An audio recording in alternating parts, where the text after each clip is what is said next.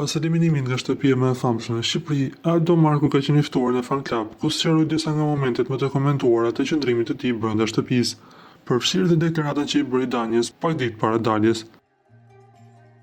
Ish banori tregoi se pëlqimi që shpreheu ndaj saj nuk ishte i vërtet, por një mënyrë për ta testuar atë.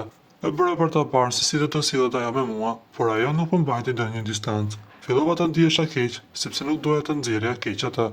U shpreh Aldo, kur shumë nga fancat nuk e besuan këtë deklaratë.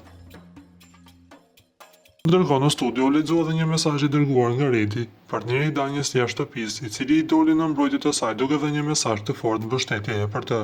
Danja është një vajzë që ka arritur deri këtu prej vlerave të saj.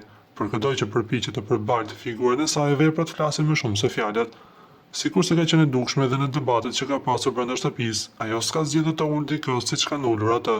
Por më tepër, ajo ka falur më shumë se kushdo në atë shtëpi. Jam krenar për të. Danja më ka mua, unë kam atë. Kjo na mjafton.